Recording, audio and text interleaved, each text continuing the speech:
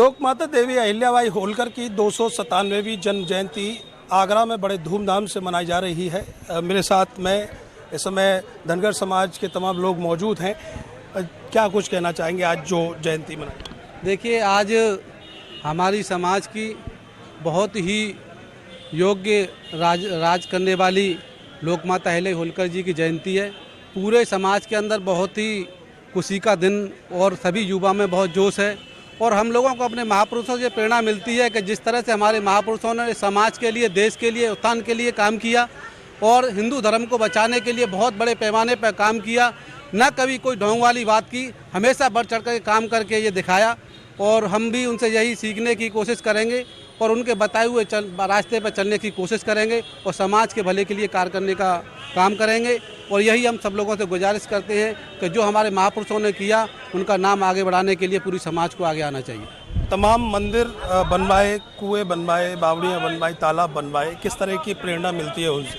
देखिए, हमारे होलकर वंश की महारानी ने पूरे देश के अंदर बड़े पैमाने पर मंदिर बनवाए, जीर्णोद्धार कराया और ये सब कराने के पीछे एक उद्देश्य था कि समाज में एक अच्छा संदेश जाए, हिंदू धर्म की रक्षा की, लेकिन कभी इसके ऊपर राजनीति नहीं की। और यही हम अपनी समाज से कहना चाहते हैं कि हिंदू होने के नाते हिंदू धर्म को मानो, लेकिन कभी हिंदू धर्म के ऊपर राजनीति न करें और अपनी माता रानी से यही प्रेरणा लेते रहें।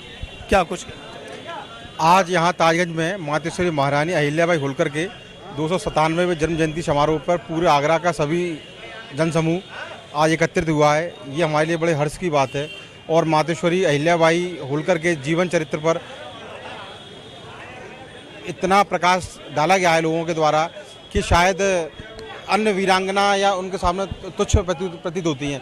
सर्वप्रथम मातेश्वरी महारानी अहिल्याबाई होलकर ने काशी विश्वनाथ मंदिर, कुएं, बावड़ी और अन्य तमाम काम कराए जो शायद अन्य शासक के द्वारा किसी द्वारा नहीं हुआ गया है। प्रेरणा किस तरह की मिलती है और समाज के लोगों को क्या कुछ करना चाहिए? देखिए, मातेश्वरी अहिल्याबाई होलकर एक न्यायप्रिय रानी थी। उन्होंने न्याय की खातिर अपने पुत्र को भी नहीं बख्शा था। तो इनसे ये प्रेरणा मिलती है, यदि न्याय की कसौटी पर सामने वाला कोई भी शख्स हो, आपको बख्शना नहीं है, न्याय संगत बात करनी चाहिए और न्याय का साथ देना चाहिए। देवेंद्र जी, कहीं ना कहीं इस वक्त जो एक कल्चर चल रहा है, कहीं ना कहीं मंदिरों पर जो कुठाराघात हो रहे हैं, ज्ञानवापी की अगर बात करें तो होलकर परिवार का वहाँ पर भी काफ़ी उन्होंने मंदिर वगैरह बनवाए, लेकिन कहीं ना कहीं संरक्षण करने की बात आती है तो वो संरक्षित नहीं हो पाते हैं ऐसे स्मारक। क्या कुछ कहना चाहिए? देखिए, महारानी अहिल्याबाई होलकर इंदौर राज्य की शासिका थी और उनके द्वारा शासित और उनके द्वारा बनाए कुएं, मंदिर और बावड़ियों के लिए खासगी ट्रस्ट का गठन किया गया था। और सारे जो मंदिर, धर्मशाला, कुएं, बावड़ी जितनी भी हैं, खासगी ट्रस्ट देख रहा है। लेकिन कुछ समय देखने में आ रहा है कि ट्रस्ट ने बढ़िया काम नहीं किया है और संपत्तियां खुर्द-बुर्द हो रही हैं। तो इसके लिए समाज के लोगों को आगे आना होगा और बढ़ चढ़ के हिस्सा लेना होगा।